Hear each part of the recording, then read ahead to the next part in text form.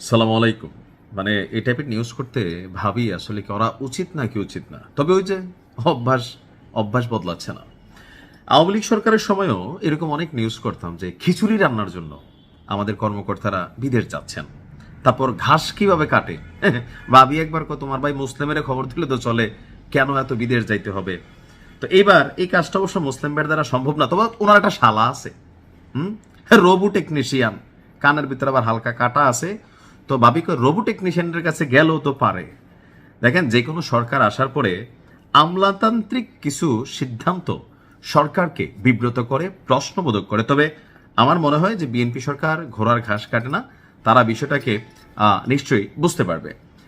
Central air conditioning system অর্থাৎ AC AC চালানো শিখতে যুক্তরাষ্ট্র যাচ্ছে গণপূর্ত অধিদপ্তরের শীর্ষ ৮ কর্মকর্তা, যেখানে তারেক রহমান আমাদের প্রধানমন্ত্রী বিদ্যুৎ বিল কমানোর জন্য নিজের দপ্তরের লাইট ফ্যান এসি অর্ধেক চালায়। সেইখানে আমাদের দেশে এই মুহূর্তে টাকার দৌড়াদৌড়ি যে এসি চালানো শেখার জন্য আমাদের গণপূর্তের ৮ শীর্ষ কর্মকর্তা তারা আমেরিকা যাবে, বুঝছেন? তো কবে যাইব?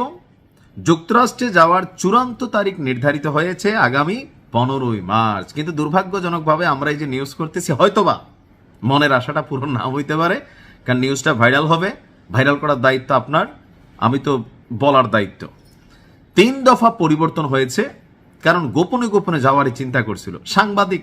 ভাবি তোরা সাংবাদিক, তোরা বড় খারাপ জিনিস আছে। যাই হোক, তো কারা কারা যাবেন? প্রকল্পটির প্রকল্প পরিচালকও তিনি এটার সাথে কানেক্টেড। 8 জনের সরকারি সফরের অফিসিয়াল প্রোগ্রামের নাম heating, ventilation and air conditioning system training. মানে ইংরেজিতে বললে তো অনেক কিছু মনে হয়, সোজা হিসাবে এসি চালানো, বাংলা কথা যদি আমরা বুঝি আর কি। তো যেই প্রকল্পের খরচে এসব কর্মকর্তা যুক্তরাষ্ট্রে যাচ্ছেন, সেই প্রকল্পের কাজের অগ্রগতি আশানুরূপ নয়। প্রকল্পের ব্যয় 2 দফা বাড়িয়ে 2,388 কোটি টাকা, এটা ব্যয় বৃদ্ধি পেয়ে কত হয়েছে? 3,443 কোটি টাকা করা হয়েছে। অন্যদিকে আপনার এই সিস্টেম সম্পর্কে প্রশিক্ষণ নিতে HVAC এই সিস্টেম সম্পর্কে কর্মকর্তারা যুক্তরাষ্ট্রে যাচ্ছেন।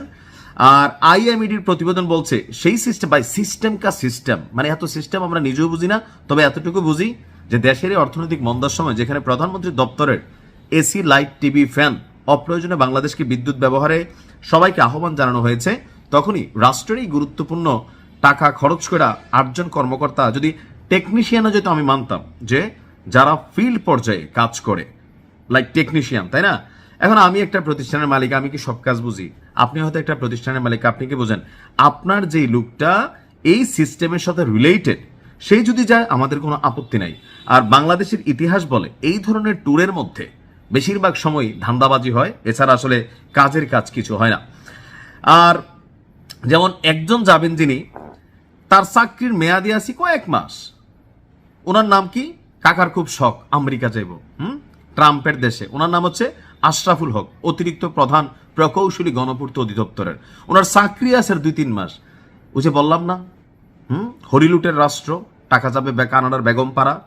এরপরে এছাড়া যেসব কর্মকর্তা যুক্তরাষ্ট্রে যাচ্ছেন তারা কেউই এই কাজের সাথে সম্পৃক্ত নন, এমনকি নির্মাণ পরবর্তী রক্ষণাবেক্ষণেও তাদের সম্পৃক্ততা থাকার সুযোগ নেই।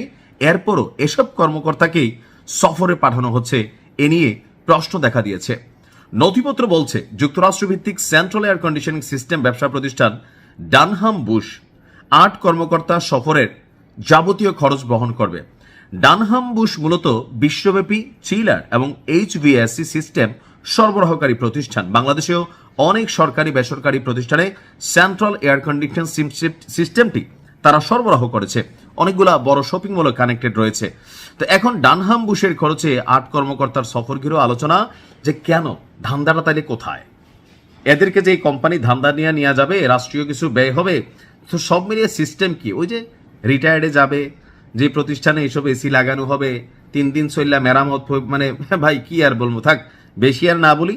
তবে আমরা মনে করি আমলাতান্ত্রিক অনেক মানে ক্যারেক্টার আছেন প্রশাসনের, সরকারের সাথে কানেক্টেড না, কিন্তু যেই সরকারি বসে তাদের ধান্দা চলে ভালো, পয়সা কামায় তারা, বদনাম হয় রাজনীতিবিদরা। আমরা আশা করি বিএনপি সরকার এ বিষয়ে পদক্ষেপ নেবেন।